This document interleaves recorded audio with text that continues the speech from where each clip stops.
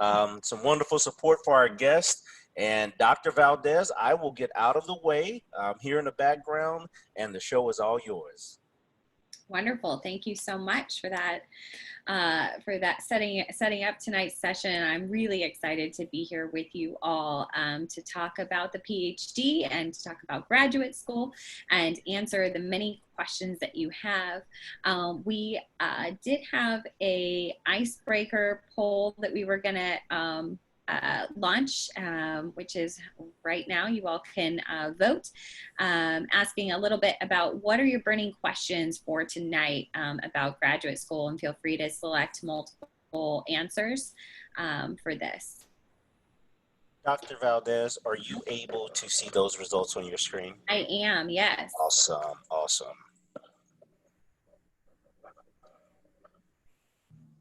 Okay.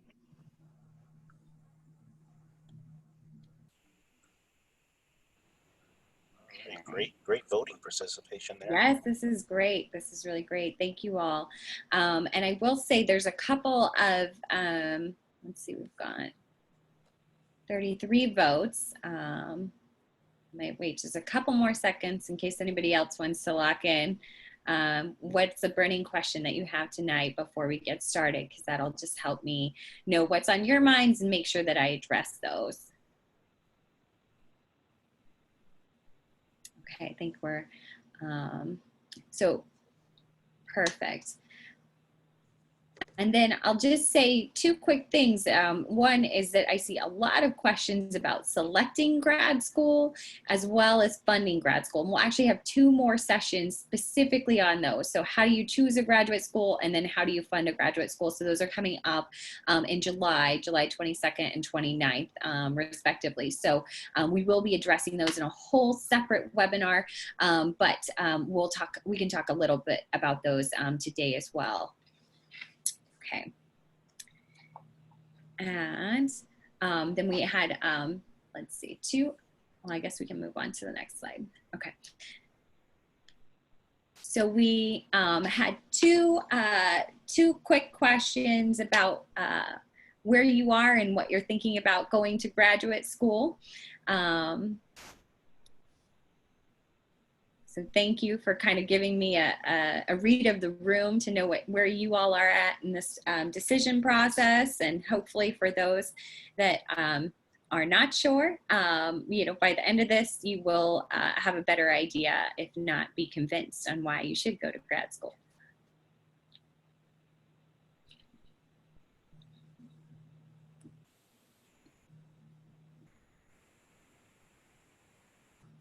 Okay.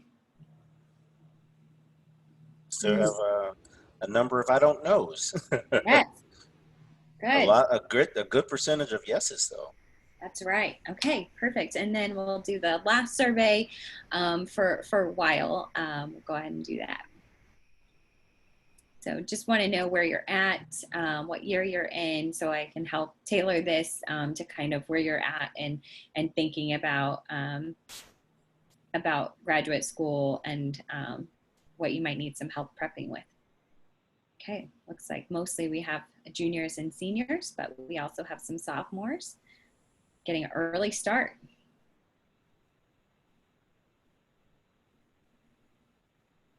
Okay, I think that's good. Thank you. Thank you all for participating in the survey, in the surveys, and kind of giving me a little bit of information about you. Today we're going to talk about graduate school, what it is, variables to consider as you think about graduate school, and then preparing for graduate school and what you can do to best prepare for grad school. And so we'll start with what is graduate school. And so a lot of different things might come to mind, such as medical school, law school, dental school, master's degree, veterinary school, let's see, doctorate degree, business school, PhD, education. And these are a combination of, an MBA. These are a combination of graduate school and professional school. And so there is a difference between those two. And so,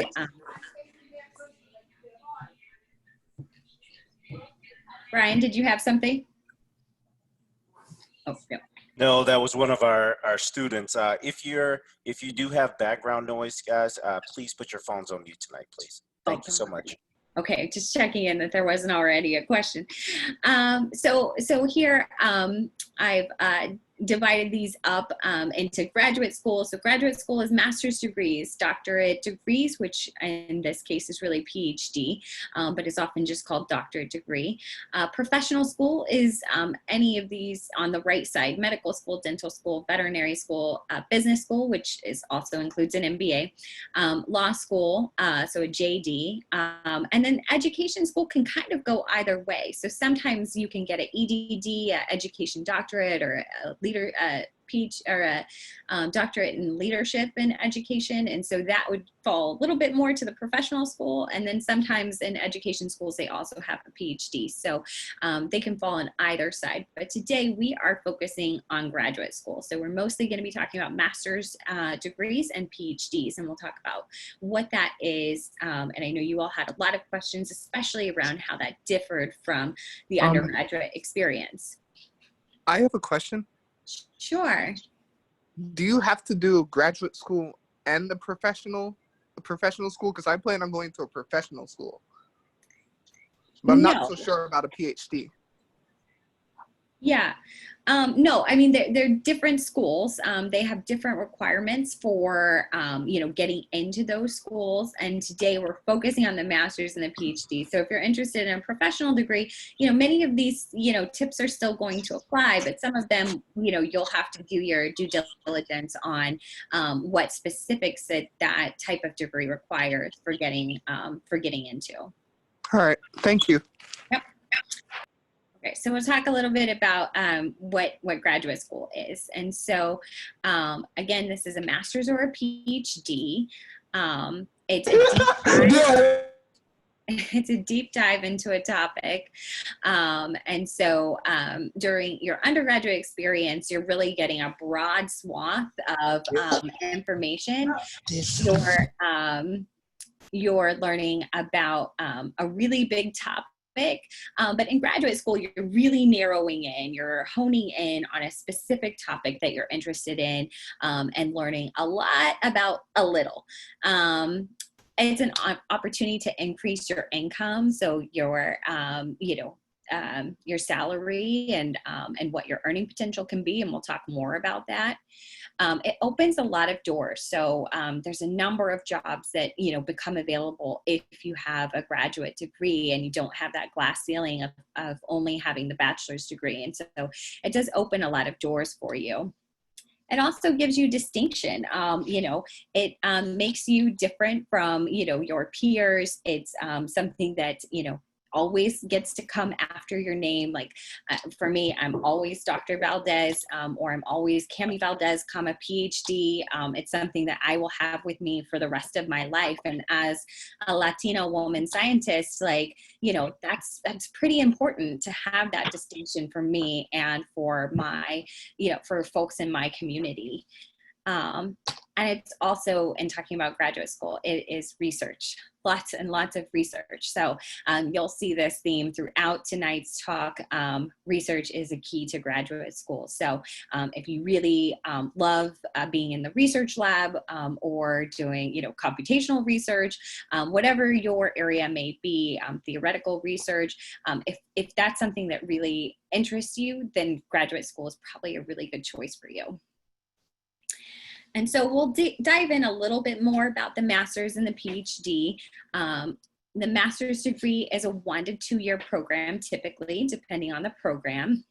There are different types of master's degree. There's taught master's degrees, which mean that the 1 or 2 years is entirely going to be coursework. So, there's whatever, 8 or 16 courses or whatever it may be, that you have to complete during that master's degree, and there's not necessarily a research component.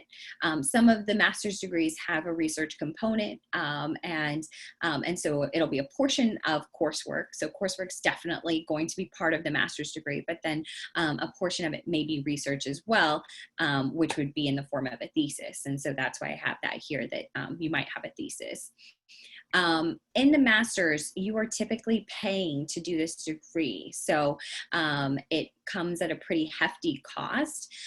You can sometimes get a research assistantship or a teaching assistantship to help, pay for your living expenses or your tuition. You also will have tuition.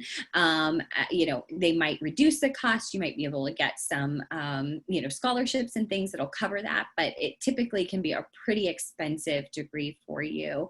However, on the flip side, if you're unsure about the PhD or you're wanting to apply to the PhD and you need to improve your application, it can be a really great opportunity to get those kind of chops that you need to be competitive for the PhD. So it can be a positive for sure.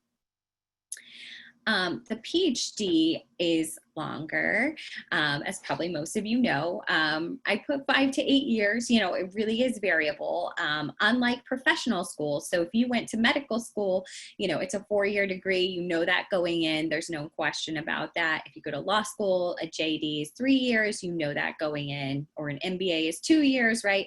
All of those are set in the professional school. The PhD is unknown because it's however long it takes you to complete a research project, and a really substantive research project at that. There'll be courses in the first and second years typically. Again, it's dependent on the field and the program. So sometimes you're just taking courses in that first year. Sometimes it'll be the entire first 2 years that you're taking courses. After that, the rest of the time is just research. Your job is to go into the lab or go into the office space if you're computational or theoretical, and just do research. That's it. It's your 40-hour plus a week gig. It's just research, and you will have a dissertation. That is a requirement of the PhD, and so that is sometimes people call it a thesis, but really it is the dissertation. It's a really large research project that you've completed to earn that PhD. And so when we talk about bachelor's degrees, we often talk about that that you received a bachelor's degree. When you talk about the PhD, you say, I earned this PhD, because you did, because it is a labor of love. You absolutely earn it. And again, once you have it, you'll always have it.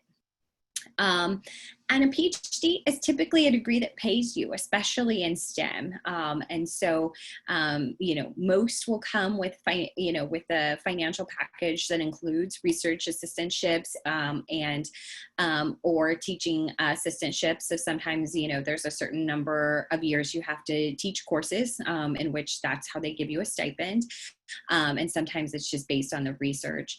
And then the institution will typically pay those tuition and fees.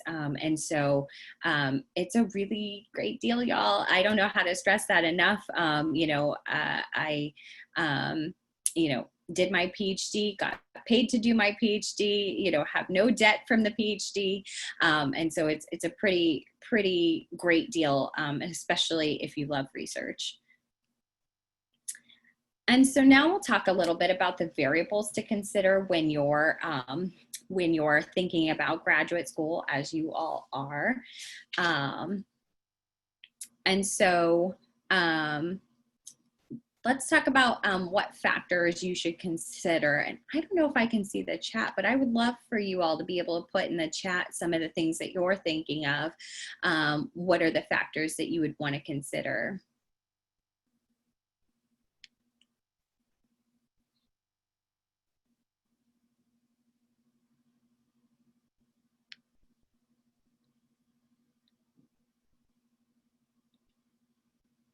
Not all at once, y'all.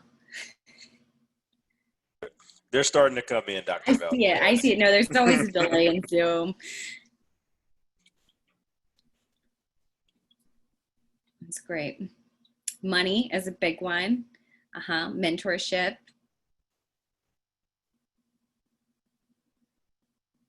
Finding mentors. Careers after. This is great. Y'all could teach this. So these are great things to be thinking about, and a lot of which I'm planning to cover. And if we don't get to it, feel free, and we'll have plenty of time at the end to talk about to talk about your questions at the end. So, so one of the first things I thought about was when to go to graduate school. So I know that there were some questions about the different paths, whether to do a master's, whether to do a PhD, a master's to a PhD, a post-bac program. And so there's a lot of things to consider. So, you know, one option is going straight to graduate school. And I know often people think, oh, well, I need a break, I need a rest, and we'll talk a little bit more about that later.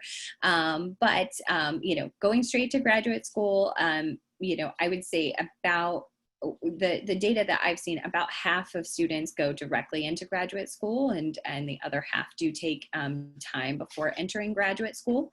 And so this is a very personal choice. You know, I often think about, you know, I think about the money, y'all, you know, and I see that that's on your mind too in the chat.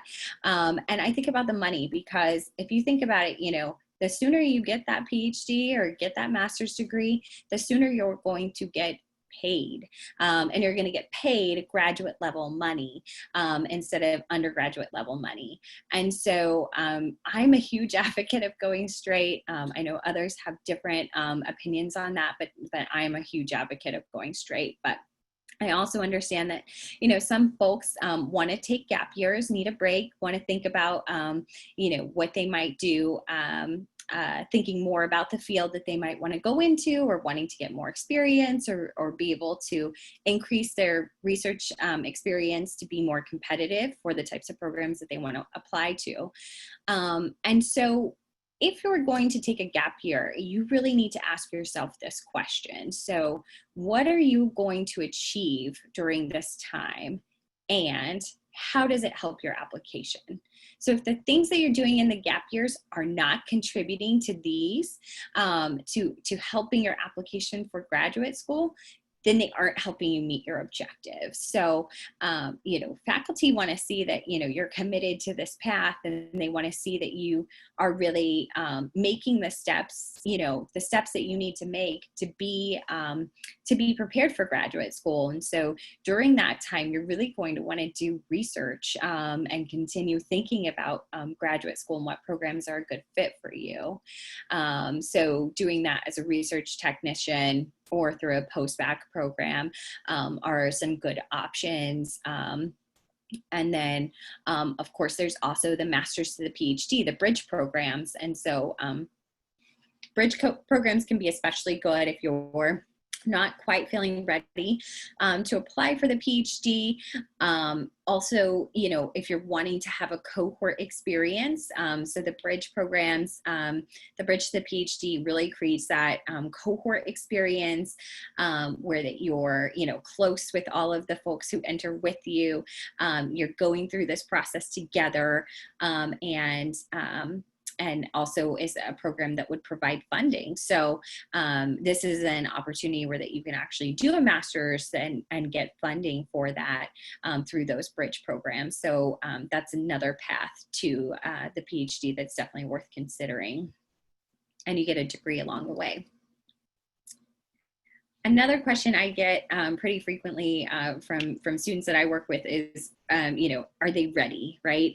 Either not feeling prepared, you know, having imposter syndrome, you know, worrying that other people are going to be more qualified, or, you know, have more experiences or things like that. A lot of folks talk about still trying to narrow that field or that topic that they want to do for the PhD, and wanting to get more information about that. And then, of course, the break. And so, you know, I know that you all are in really rigorous undergraduate programs and wanting to have a break, you know, before you enter into the PhD. And so I just want to demystify a little bit about this. So not feeling prepared, you all are, you know, at the seminar because you are LSAM scholars and other programs, you are prepared. Like, you are already the creme de la creme. So you should absolutely feel like you are prepared. You know what you're doing. You're at this seminar at 6 p.m. for some of you, for those of you on Eastern time like me, you know, talking about graduate school on a Wednesday night. Like, you're ready for this next step. You're still narrowing the topic. You have lab rotations for that. You know, if you're not, you know, some fields you go in and you actually have a faculty member that you're assigned to when you enter into the graduate program. So that's common in engineering and physics and some other fields. But a lot of programs have lab rotations now. And so you get to have a flavor of, do I like, you know, the environment of this lab? Do I like the research that they're doing? And you get to have a sampling of that. So, you know, you'll get to narrow it in graduate school and as you're taking graduate level courses and diving deeper into these topics that you were already interested in. And that will help you more than doing an RA-ship or as a research technician or a postbac program might, and needing a break. Again, I talked about this already.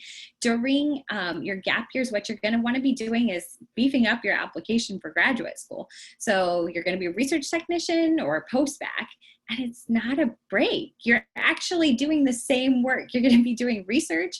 You're going to be diving deep into topics. You're going to be reading primary literature. And you're not earning a degree. So you're just spending time making about the same money as you might make in graduate school as a STEM PhD, except you don't get a degree out of it. You know, you're putting yourself years behind this, you know, kind of behind schedule. So I always like to demystify these. I know people have strong feelings who are, you know, pro gap year, but I want to give you that opportunity to think a little bit differently about these things. So. Okay, money. You all really wanted to hear about money, so let's do that. So how are you going to finance your education, right? So most masters will cost money to attend. So you're going to have to take out some loans, and not just loans for the tuition and the fees, but loans also to live in whatever town it is that you'll be living in for your master's degree. So you're gonna have money for rent, money for you know, transportation, electricity, you know, all of those things. And we'll talk more about this in a couple of weeks later in July. But I just want to preempt that by saying, you know, there's a lot of cost of living that you might not think about when you look at that initial tuition and fees cost for the master's degree. Again, PhDs are going to pay you. So, and that includes a living stipend to help you with those costs of living, so the rent and all of that.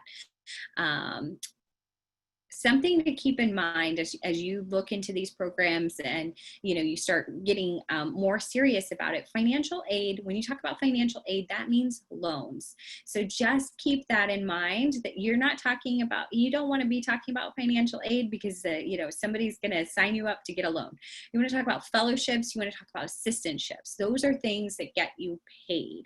So you want to look into all of those options first. And again, I'll have a whole seminar on funding graduate school and later in July, on July 29th, where we'll talk a lot about this. So stay tuned for that.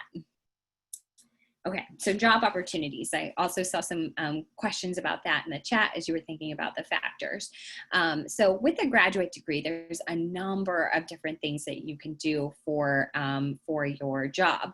And this is just a sampling, but I wanted to talk a little bit about those opportunities in case any of you are not familiar yet, because it is a huge, huge range of jobs that you can get. And I think often people think, oh, if you get a PhD, there's academia or industry, right? That there's just those two options for STEM folks.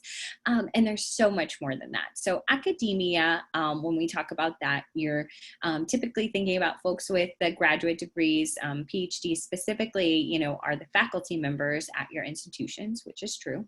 But there's also a number of jobs in academia, like mine, where you are actually an administrator. So I have a PhD in biomedical science, and I run the McNair Scholars Program. I'm the director at Wellesley College. And so my PhD helps me with that job because I help the students get prepared for going to graduate school. I talk with them about their research. Our McNair program is STEM specific, so we get to talk about that research in a way that, you know, I couldn't do if I didn't have the background that I have. And there's a whole host of other jobs within academia that require advanced degrees. And sometimes, you know, folks don't necessarily want to be a faculty member, but they do like the academic setting. They like working with students. They like that environment, the scholarly environment. So that is an option. Industry can mean so many different things. So it depends on who you're talking to. But when I think of industry, I typically, because my field is biomedical sciences, I'm thinking about pharmaceutical companies. I'm thinking about biotech. I'm thinking about, you know, places that either make things or, yeah, and mostly, you know, places that you make things. Consulting is another option. It's a little bit of a black box. I know that folks don't always know what that is, but consulting can be a really great job. It's very high paying. There is a high burnout rate because there are a lot of hours associated with it. But consulting, the big three firms are Bain, McKinsey, and BCG, Boston Consulting Group. And then there's also a number of like boutique firms, you know, that you could go to that are not the kind of, that are not as big, that specialize in different areas. But consulting is an option, and that's where folks, basically companies come to the consulting firm and say, this is an issue that we're experiencing. Can you help us solve this issue, you know, solve this issue? And so they take a team of MBAs and PhDs and put them at the task. And so you spend a very short amount of time learning a ton of information about something that you may have never known about before. But because you have that PhD, you have the skills to be able to do that. And so you're able to kind of translate that information and then, you know, come to some type of conclusion to advise that company that came to you. Finance is, you know, another world that even though it might not seem like it, that if you're pursuing a STEM degree, that why would you go into finance? Why aren't you doing a finance or, you know, economics, you know, graduate degree or an MBA, right? But a lot of people who have PhDs go into finance and do really successful, especially those with heavy mathematics backgrounds. So folks who are coming from math or physics or engineering that are heavy on the math.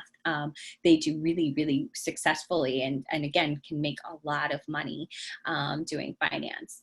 Patent law is another option that, you know, folks haven't always heard of. So in patent law, again, if somebody makes something that has proprietary information, so like a drug or let's say a medical device, you know, you can patent that so that other people can't make it without paying you. And so then you get to have those rights and you get to be able to sell it. And that's what, you know, all of those companies are trying to do. And so patent law, you actually need to have, you know, the PhD in STEM and then also get a law degree. Some people are patent agents. So you just have the PhD and you're a patent agent. But the law firms that you work at as a patent agent will actually pay for you to go to law school after the fact. So you work for them for a couple years and then they will pay for you to go to law school to then become a patent attorney. Again, these are really high paying jobs, especially, you know, once you get that JD, but they're high paying even as a patent agent. So, you know, these are, you know, other options. And then of course there's government jobs, whether that's big government labs or working for something like the CDC or the NIH and there's also politics, right? Like we need folks that are educated, folks who have STEM backgrounds fighting for us in Congress. So, you know, it would be phenomenal for me to hear one day that one of you all is going to be a senator or a governor for your state or, you know, it would just be great. I think, you know, we need more PhDs in Congress and in our politics. And so those are things that you all could do. But that's just like a smattering, like a small sample of the types of jobs that you can do. There's so many that you can do with a PhD. Again, it just opens doors. And so as we talk about job opportunities, I also want to talk about the finances of that. And so this is from the the US Bureau of Labor and Statistics, some data from 2019. And so this is on the left in blue is the percentage of unemployment based on degree type. 2020 will look very different, but 2019, this was the data. And so, you know, people with doctoral degrees had the lowest, you know, percentage of unemployment, and also had the highest median weekly earnings, and so that's in green. You know, people with doctoral degrees are earning $1,883 a week. And so we're going to hone in on that. We're also going to look at the master's degrees and the bachelor's degree. And so you don't have to memorize these. I'm going to have this part of the chart on the next slide too, but we're going to look at this and actually do the calculations together. So, doctoral degree, $1,883 per week times 52 weeks. That's a salary of $97,916 a year. Master's degree, say, you know, do the calculations here, we get $77,844.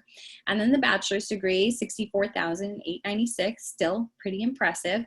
And then there. So here's just a graphic of that. I'm somebody who likes charts, as somebody in STEM. So I wanted to show this in a actual graph version. So then what we can do is actually look at, well, what does that pan out over the course of your career? So I'm going to say we're working 40 years. So some people might be more, some people might be less, but I'm going to give us a 40-year career. So those with a doctoral degree, if we extrapolate that out, we're doing our 52 weeks, you know, equals our annual salary. We're going to do 40 years of work. It's $3.9 million of earnings over a lifetime. Master's degree, you know, nothing to snuff at, 3.1 million over a career, and, you know, bachelor's degree, 2.6. So now if we look at those in relation to each other, here we have this average lifetime earnings. The master's degree is $500,000 more over the course of your lifetime. So $500,000 more if you get a master's degree. The PhD is $1.3 million more. And then if we think about it in percentages, the master's degree is 19% additional earnings beyond the bachelor's degree. And this PhD is a 50% more earnings over a lifetime. So, you know, you earn 150% of the bachelor's degree lifetime earnings with the doctorate degree. So just to think about, money was on your mind. Let's think about the numbers.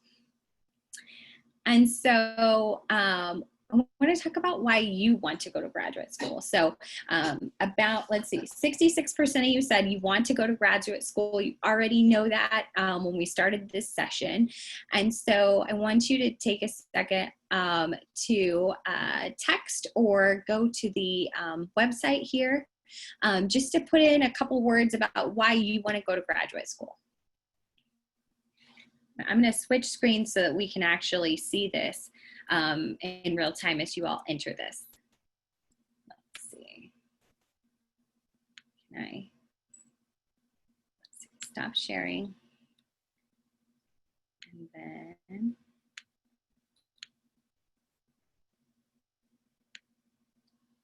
Okay. So I'm going to wait a couple seconds as you all enter in your responses.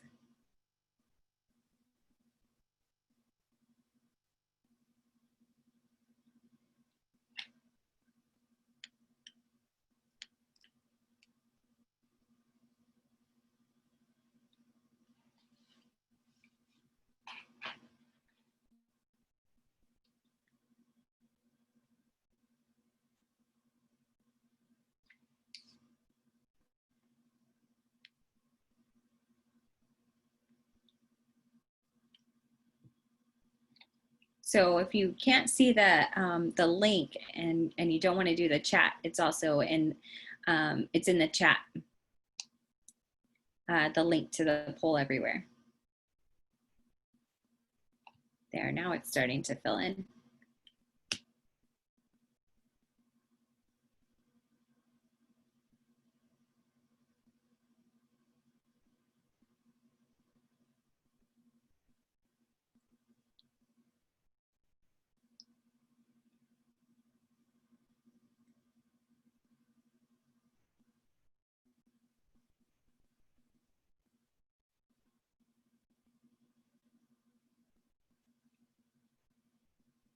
This is so fascinating to watch. I love it.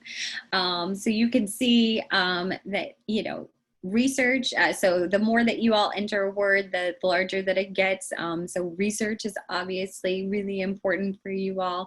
You're wanting to expand opportunities, expand your knowledge, you know, increase pay, look at it something deeper. So these are all really great reasons to be thinking about graduate school. And I'm going to save this so that we can have hopefully Deb can send that out to you all. And so now we'll switch back to our presentation and see. Continue on. So thank you so much for that participation. I'm excited for the reasons that you want to go to graduate school, and we'll talk a little bit more now about getting prepared for graduate school. So let's see. Oops. Let's try. Oops. Okay. So so preparing for graduate school, you know, this is especially important, I think, for our sophomores and for rising sophomores and rising juniors. As you all think about getting ready for graduate school, you want to be thinking about what are the STEM courses that you're taking and maintaining GPA, conducting research. And every time you do that, make sure you update your resume and presenting your research, and again, updating that resume. We always have to keep it up to date so it's ready to go. And so you don't forget anything that you've done, because you are impressive, and there's a lot that we need to make sure that you're capturing, you know, as you do it. And then repeat. So this is kind of the process. You're going to take STEM courses, you're going to do research, you're going to present that research, and then you're going to do it all over again as you get ready for graduate school. And then we're going to take a little bit of a deeper dive here and talk about some of these things that you can do. So we'll talk about all of these topics, and I'm not going to spend time outlining them now, but you can take a look. So we'll start with course selection and GPA. So for course selection, you want to identify STEM courses that are going to meet your major requirements, because at the end of the day, you need to graduate. You have to have that bachelor's degree to be able to go on to graduate school. So make sure that you're following all of those requirements for your major and for your institution. If there's any general courses, you know, that you have to get out of the way, make sure that you're doing those and don't save them all up till senior year. You also want to take STEM courses that are interesting to you. So if you have flexibility and choice in what you're able to take, be sure to take the things that are interesting to you. Those are times that can help you narrow the topic of what you're going to do for graduate school. So those are helping you explore new topics that you think will be interesting, and then finding out if that's actually the case. And then as much as you can, align with the graduate school field or topic that you're hoping to study. You know, if your school offers an immunology course and you think you want to do a PhD in immunology, then, you know, that's something you want to make sure that you take advantage of. But if not, then what's a course that, you know, might offer a section on that, or, you know, a certain part of the course that actually covers it? Or is there a summer course you might be able to take on that? Or, you know, there's also, you know, edX courses that you can take online to get content free. And so those are things you could also do on your own. And then the GPA, you know, GPA is what it is, right? We have to get a certain GPA to get into graduate schools. Typically, graduate schools require a minimum of a 3.0 to admit students. You know, I try to recommend aiming for 3.5 or better, but, you know, you have to be over that 3.0. And as much as you can, you know, increase the GPA, you know, make sure that you're doing that. An example I love to give is I had a student, just really, really talented student, and is a native Spanish speaker, and she had taken a Spanish course and made a B in it. And we were talking about it, and I was like, why would you get a B in this course that should be a gimme? Like, it should be an A all day. You need those courses because, let's face it, STEM courses are hard, and we're not always going to get A's in them, and that's okay. And you know, you need those other courses to balance the GPA. So don't neglect those other courses because you're so tunnel vision on the STEM courses. So just make sure that you're trying, you know, as much as you can. Always aim for, you know, the highest GPA you can get. The GRE is another hurdle when you're preparing for graduate school, a general exam versus the subject. So you need to know which is expected of your discipline, or if both are. So often if the subject test is required, the general will also be required. You have to do the best that you can, but just don't overthink it. And so my biggest piece of advice is really to learn the question format, because at the end of the day, it's a test against time. The GRE tests you on your time and test taking ability more than anything else. So you need to know the question format. You need to know the structure of the questions because they are really specific. And so you want to spend some time learning those and taking some practice tests in advance. And the other thing is to don't neglect the math just because it's high school math. And the reason I say that is because my undergrad was in math and chemistry. So I have a bachelor's in both.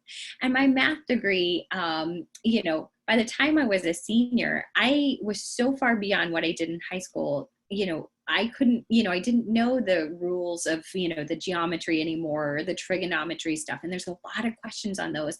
And there's a lot of rules that you have to remember for being able to do those problems. And so you have to go back and do the refresher on those. And then I'll also say that many graduate schools are moving away from the GRE. And so there's a website that I've listed here, and when the slides are shared, you'll get this, but grenotrequired.com. And then if you do /STEM, you can look specifically at different schools that are no longer requiring the GRE. You should also try to find free prep programs.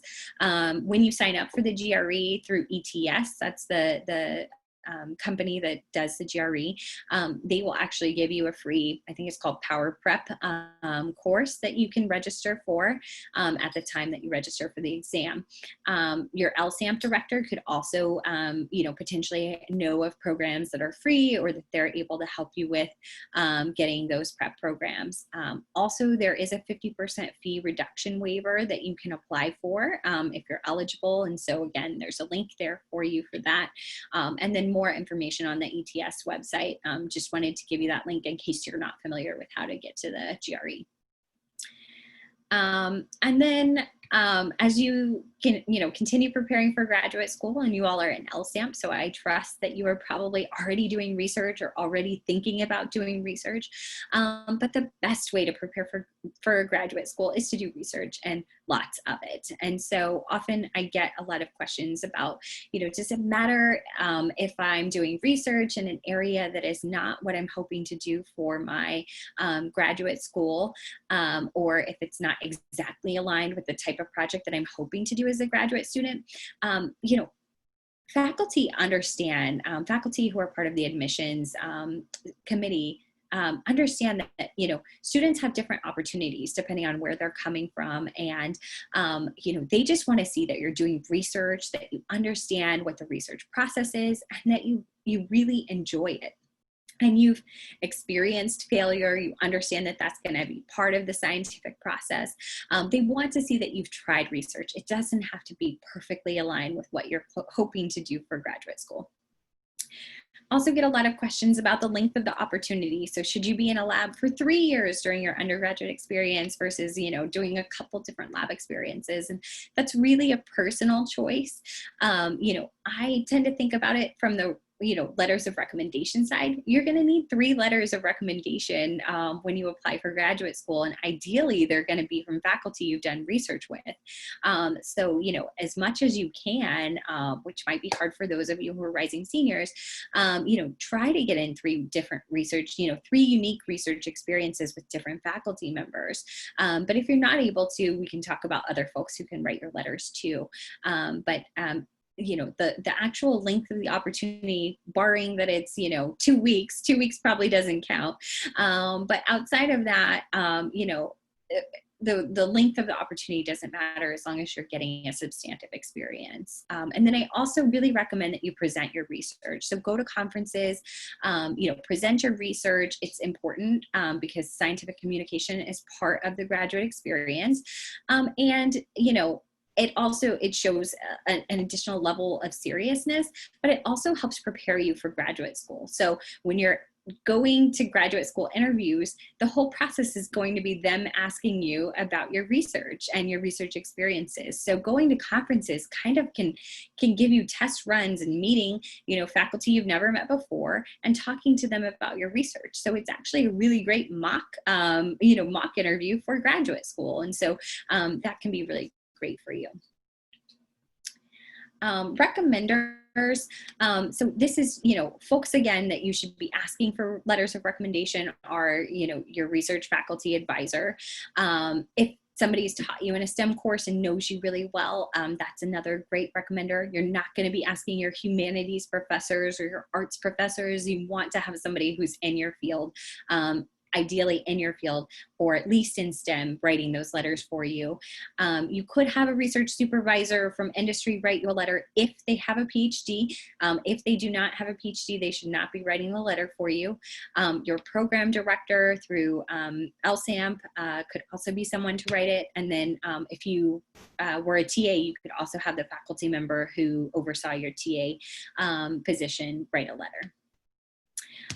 These are folks to not get letters from: friends, postdocs, grad students, non-research employees, spiritual leaders, band leaders, club leaders, and the list goes on. But just to give you kind of an idea of, these are the folks that definitely you're not asking for letters of recommendation from. And then lastly, I just want to talk about the resume or CV. This is something that you can get help with from your career center, from your program directors. You want to make sure that it's really professional. There should not be any typos. The typos, will absolutely kill you. So do not have any typos. You're not using shorthand or abbreviation or slang in your CVs. You're writing everything out fully. Consistent formatting, it matters. I know it feels like it's silly and it's arbitrary and it's time consuming, but it matters. So you want to have the same indentation, the bullets, the italics, how you're going to write out the dates matter. And the position in which you have those within your resume or CV matters. You have to be consistent. If it's always on the right-hand side, for the dates, always have them on the right-hand side. You want it to be the same. Yep. Can I ask a quick question? Sure. So right now in my CV, when I present my or put in my research, I just put the research title and the authors on it and that sort of thing. Should I be describing what I did in that research, or how should I present that? Yeah. Again, that's a personal choice. So if it's, as a resume,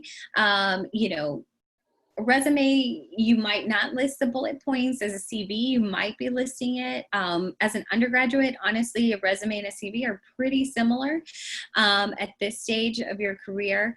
The bullets can help to describe what the projects are, but when you're actually applying for graduate school, your personal statement, which is not personal, it's all about your research, your personal statement will be where that you can explain what those research opportunities were and what you did and that kind of stuff. But you could put bullet points. Again, it's a stylistic choice that you can make, and your program director can help you with that. I'd also be happy if you want to reach out to me afterwards, and we can look at that together too.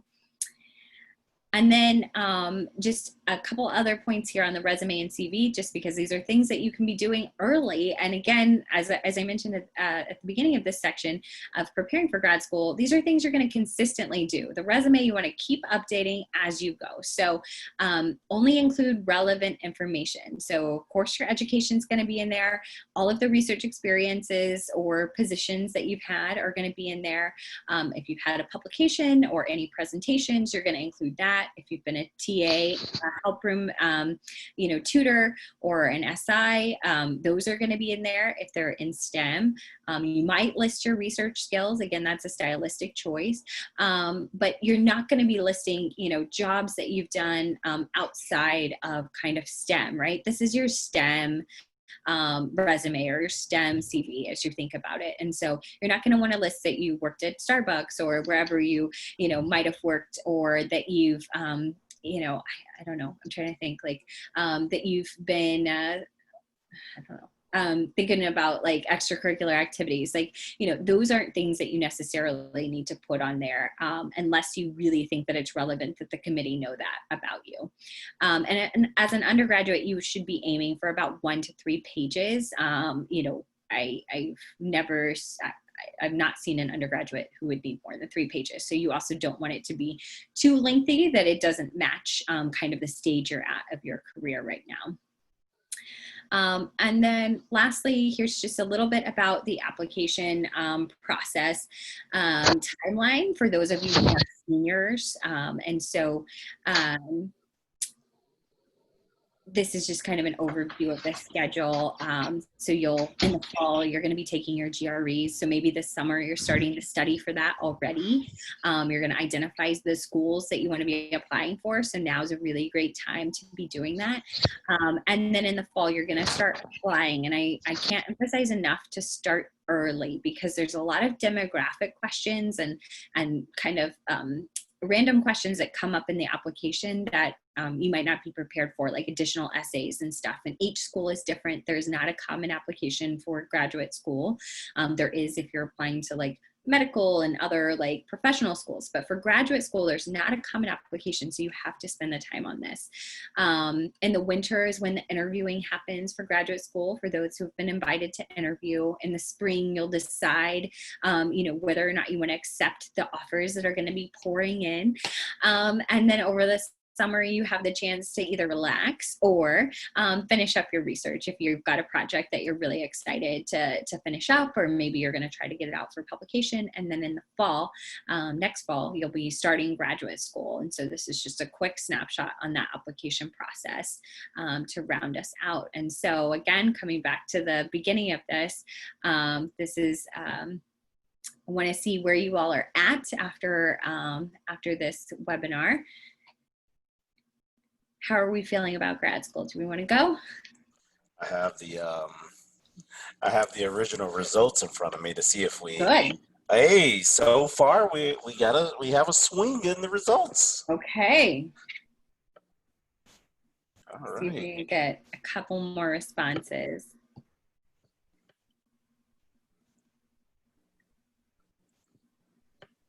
All right, perfect. Well, thank you all so much for participating in that. It looks like we do have an increase in those wanting to go to graduate school. So we went up from 66% to 76%. So I'm glad that I could convince some of y'all who weren't sure. And, we'll have 2 more seminars to continue talking about this. And so, why not you? So I hope that, we can talk for a little bit longer. Some questions I did run over. Brian, I told you I wouldn't, and I did. But I got questions. Okay. I got questions during. So I also just want to make sure that you have my contact information if you want to screenshot that. But Deb will also, I'm sure, share this with you all. So please, please, please be in touch. Yeah, so Dr. Valdez, I'll help kind of guide a few questions here. Yeah. We actually had a few students already submit some questions. What I like to do, just so we can hear their voices, I want to make sure that I'm pronouncing this correctly. Siva Poitevin, if you'd like to take your phone off mute, you had a question centered around public health in grad school. If you're not there, actually, wow, what an interesting question. Deb, you and I talked about this last week. So Kyla Smith, if you would like to take your phone off mute and ask your question around grad school and family. Hi, I'm Kyla Smith. I just wanted to know what your opinion was on starting a family during graduate school, because I've heard like different things like, oh, it's a good thing, oh, it's a bad thing. People wait, but like as a woman, I want to know what your opinion is.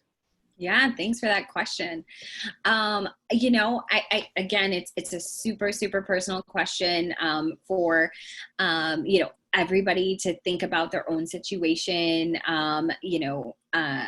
I personally decided not to, I got married in the fourth year of my PhD, and decided not to have a kid until after I finished graduate school. And part of that was because of the experiments that I was doing. I was working with tamoxifen, which is actually a cancer drug, for activating my mouse models. And I also worked with diphtheria toxin, which is one of the most toxic chemicals to the human. And so I didn't think that I could honestly have a child go to term if I were to carry during graduate school because of the mouse work that I was doing. And so, for me, I decided not to. I mean, I think, graduate schools have become much more open to, having students have, children during graduate school, and a lot of resources around, actually having a parental leave, what your rights are as a graduate student, what funding they offer.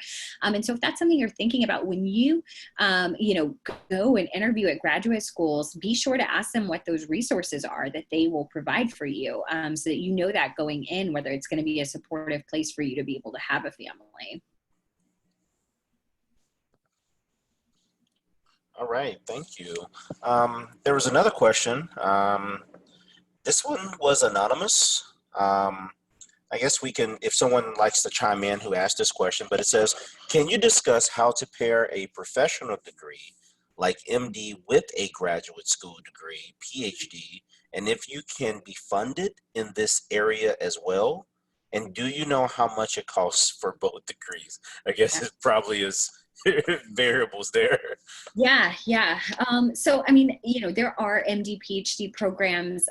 There's, it's called MSTP, medical trainee, MSTP, medical scientist trainee program, MSTP, in which they are funded MD, PhD. So if you are interested in an MD, PhD, you should do the combo from the start because that is the cheapest way. And so they will actually pay for your medical school and your graduate school and provide you with a stipend. Those are incredibly competitive, not impossible, but incredibly competitive. And so for those, if that's something you're interested in doing, you're going to want to have a 3.9 GPA or higher.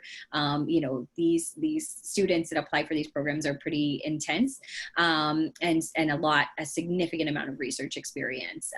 You can do them separately. I have a friend who finished his PhD and decided he wanted to do an MD after, and vice versa. I have a friend who came into my graduate program having had an MD and deciding that he needed a PhD.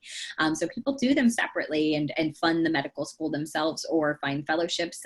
If you do the PhD first, there are some fellowships for those who do decide to go to medical school after. So similarly, there are JD PhD programs and MD, also MBA PhD programs.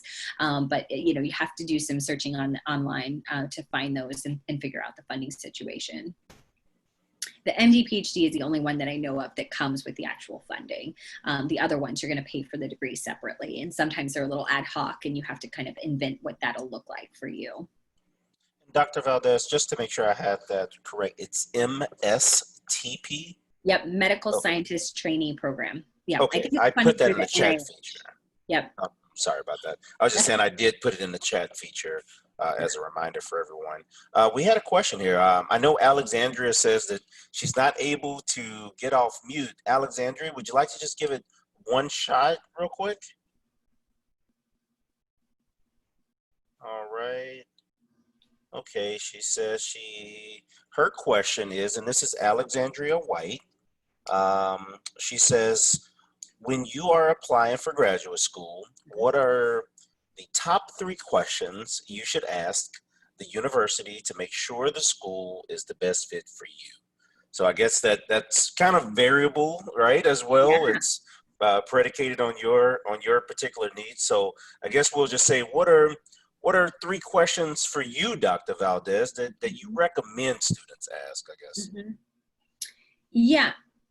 I mean, there's a lot of questions you can ask going into it kind of yourself. So I think the biggest thing, there was a lot of questions about mentorship, and we didn't get to get into that. But I think finding faculty that you're interested in is number one. I know we also had some questions before the seminar, folks asking about like,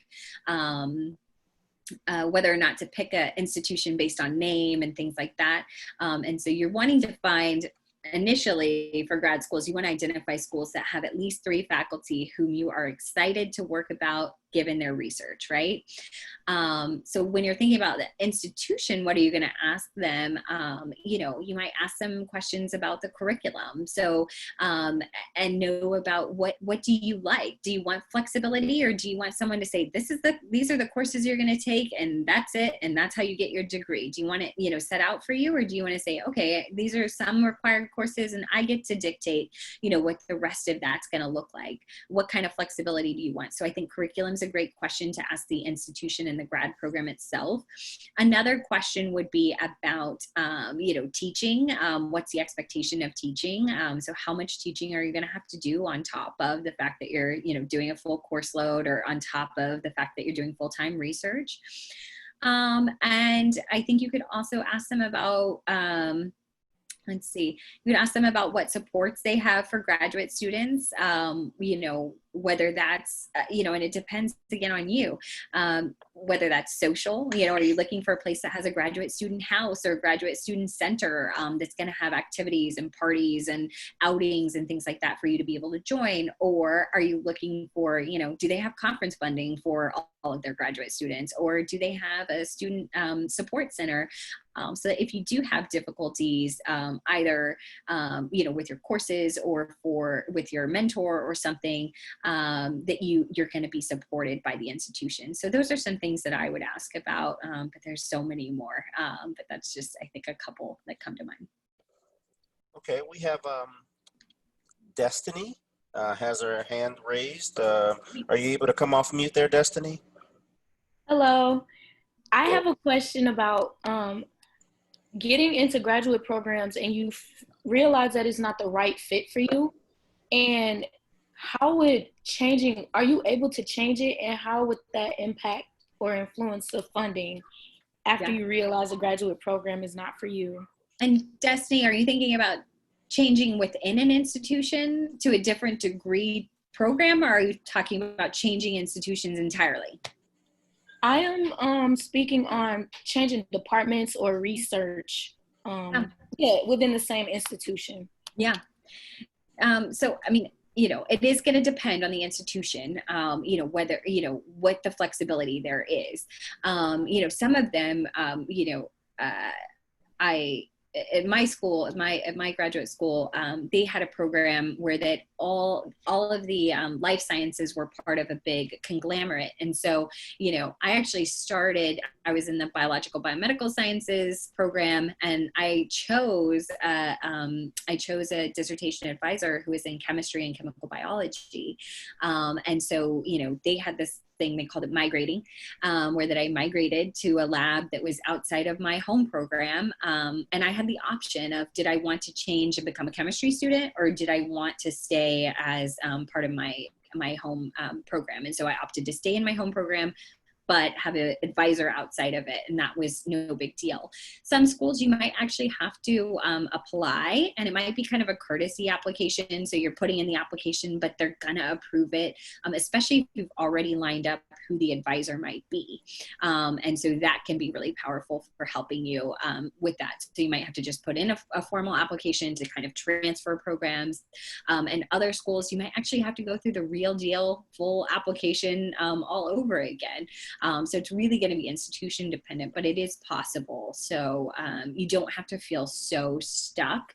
And if you are worried about what field you might be most interested in, I definitely recommend exploring the umbrella programs that are really large and broad, so that way you have the flexibility in your program to be able to narrow through those lab rotations what the field will really be, rather than going into something really narrow from the start.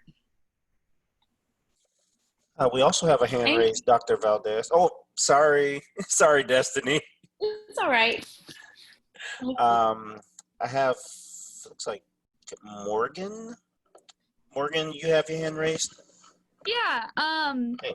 I just wanted to ask about like if you knew of any fellowships that we could apply for during the undergrad. I know like in my last internship, I think there's like a NOAA fellowship. Just because I think it'd be a great opportunity to be able to bring in like outside funding as well. Do you know of any like opportunities for that? Yeah, there's so many. And, we'll be talking about that, I think 7/29. Deb, correct me if that's the wrong date, but I think that's the date. We're going to have a whole session on funding, graduate school. Just quickly, I mean, the NSF has the GRFP, the Graduate Research Fellowship Program. You can apply as a senior and you can apply as a graduate student. That's kind of the gold standard, a pre-doctoral fellowship. Ford Foundation also has a pre-doctoral fellowship, which is specifically for underrepresented students. There's, Hertz, if you're in the physical sciences. There is, although they expand, I think they've expanded. There's the NIH has F31s. Those are when you are in graduate school, so that's a little bit later. And there's so many others. There's also the Paul and Daisy Soros New American Fellowship, for if you or your parents have immigrated to the U.S. That's another pre-doctoral fellowship. Anyway, there's a whole host of them, but we will talk about that later in July on the 29th, more on funding the graduate experience. So, thank you. Yeah.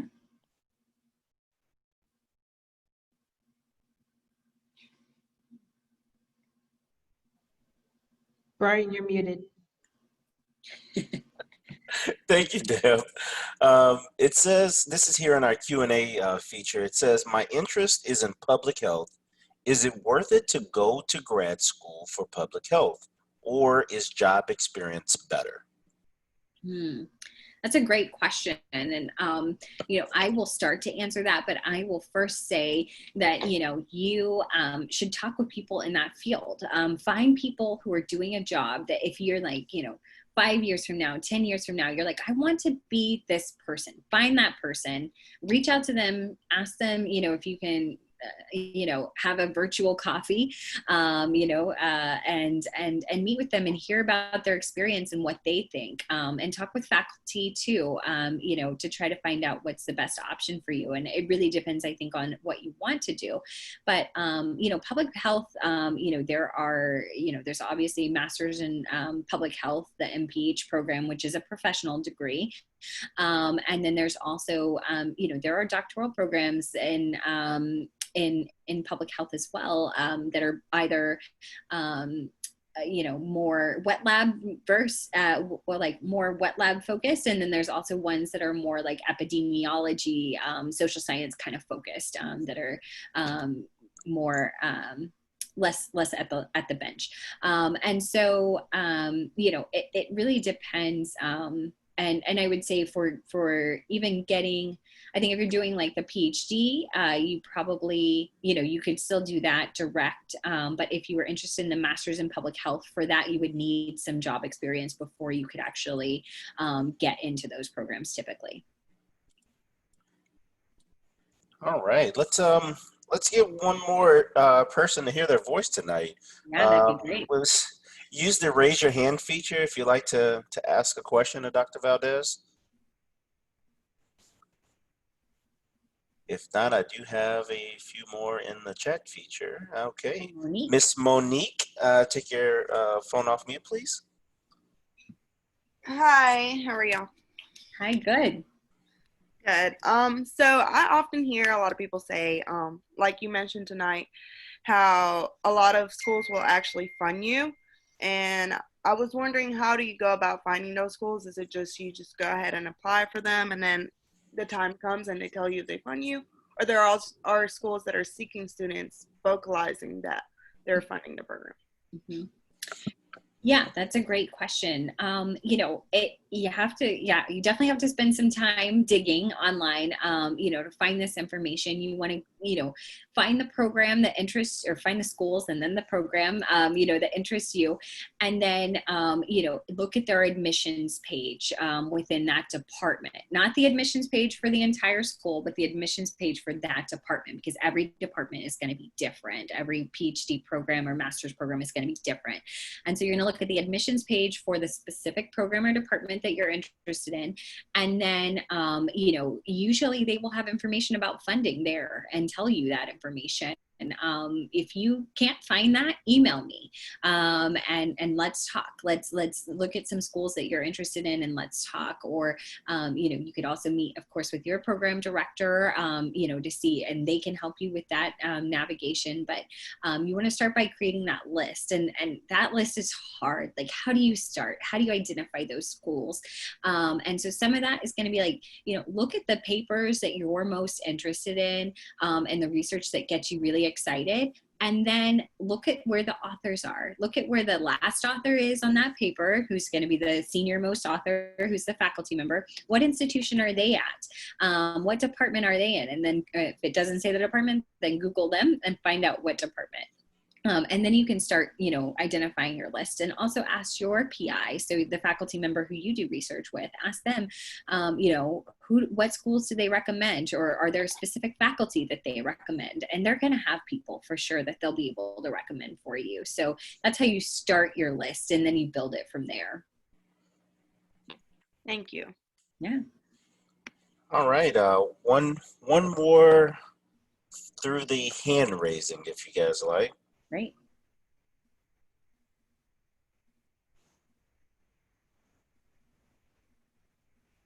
Let's see. If not, going once, going twice, going 3 times, I will choose one from our Q&A feature here. So it says, can you describe the McNair program and how McNair can help students of color and or financially challenged undergraduate scholars?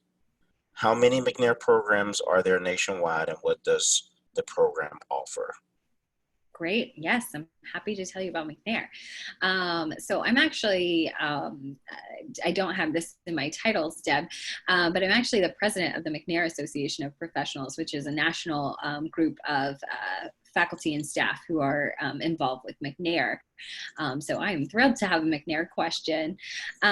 So McNair is named after Ronald McNair, who was an astronaut, and he tragically died in the Challenger and in the 80s, and they decided to make this program after him. And McNair nationally is a program that is open to all fields.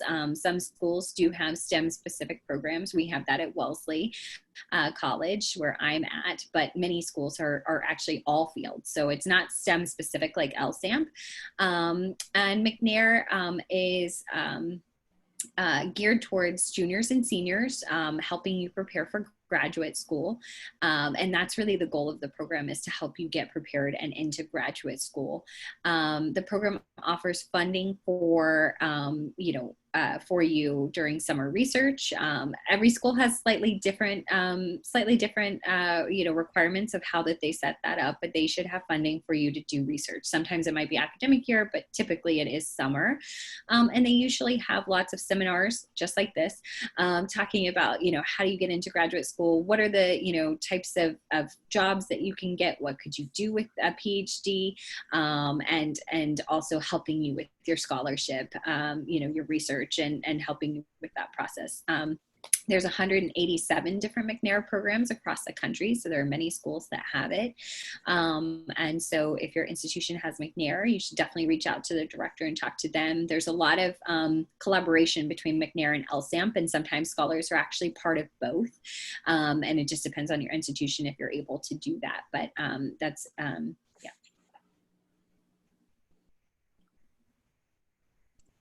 Did that answer that clearly? I wasn't able to see who posted that question. If you're able to come off mute, if there was clarity there for you. Hello, this is Annie. That was my softball question. I have to admit. Hey, Dr.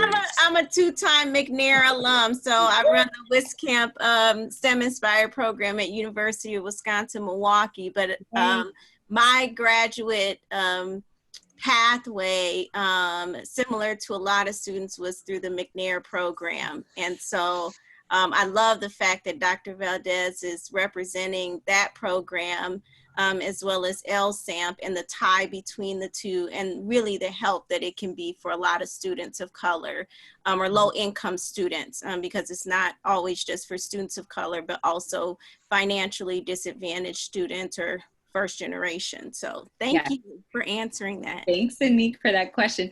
No, and I think that is a big difference. You know, one of the differences, I did LSAMP as an undergraduate. You know, my school had LSAMP. It didn't have McNair. Some schools have both and some have one or the other. But McNair is open to students who are first gen and low income, or students of color.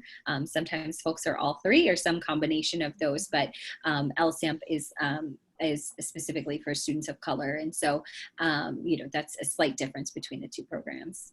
Yes. Okay, well, what I'd like to do before we wrap up here is actually I want to do just a small amount of housekeeping, and then we'll do our normal ending. So I just wanted to remind everyone, I hope you've enjoyed our sessions thus far. I hope you enjoyed tonight. June 1st, next Wednesday, July 1st, sorry. Wow, we're already in July. We are going to be doing a networking workshop, seminar. So we definitely want your participation. We challenged you last week to invite some new friends, and we see that you did so today. So we are very appreciative of that. And then we challenge you next week, especially with us talking about networking. I think it's really important to see if we can ask more of our friends to join us on this journey throughout the summer as we are learning and growing together. And then do remember that we do have more sessions throughout the summer, beyond just our next week. So I think we're almost hitting our halfway mark here, and this has just been a wonderful experience. And so we just want you guys to continue to join us here on Wednesday nights. With that being said, Dr. Valdez, we want to hear just from a few students real quick. If you can use the raise your hand feature, I would like a few students to just share their feedback from tonight, maybe a little bit about their learning, as they kind of question themselves and prepare themselves for the PhD process. So just use the raise your hand feature. We would love to hear your feedback from tonight.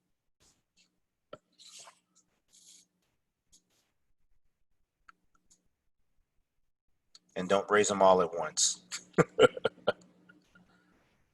I see a few people taking their phones off mute.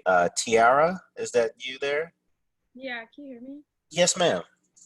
Okay, I came in kind of late, so I really feel like I kind of missed most of the session, so I'm gonna have to rewatch the recording. So is it okay if I ask questions after I watch it, like in the chat session, after the?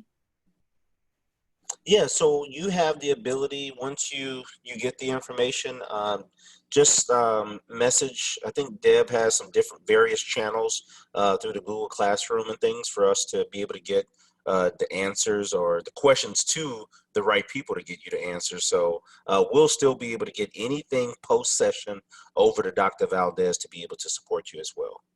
Okay, thank you. All right, I saw, looks like a few hands went down after that. Could you please raise your hands? You'd like to give us a little bit of feedback from tonight's session, guys? I can real quick. All right. Hey, Morgan. I'd just like to say thank you, both of you guys, both Brian for like organizing and helping get everything all straightened out, and then Cammi for all your information. I feel like it was really helpful, especially for me. I've been like stressed about timeline stuff. I'm a rising senior this year. So I've been wanting to get started studying for my GRE and signed up for that. And it's just kind of been, I don't know, overwhelming. And so I think looking at it on a timeline and from like a broader perspective made me feel not as overwhelmed. Good. Yeah, I have a whole session just on timeline, but yeah, they asked me to talk a little bit more about why on graduate school for tonight. So I'm happy to talk with you offline, especially about that too, if you want to talk timeline, because I know this is going to be a big summer and big fall for you. Yeah, that'd be awesome. Thank you. Yeah. Well, Dr. Valdez, first off, I want to say thank you. I've had the luxury of seeing you in person. It was amazing to see last year, and then another wonderful session tonight. What I'd like to do is there was one thing you said at the beginning, and you said you are ready. Um, and that's one heck of a statement, because it goes beyond just the PhD aspect. It's a statement that's important for life in general. And many times we do question ourselves. We don't believe we're ready, but we are ready. And so I do appreciate you for challenging us at the beginning of the session with that. But I would like for you to kind of send us off tonight with your kind of last message for students who are just questioning, thinking, maybe even preparing themselves. Why the PhD from Dr. Valdez? Sure. Yes, thank you for that challenge.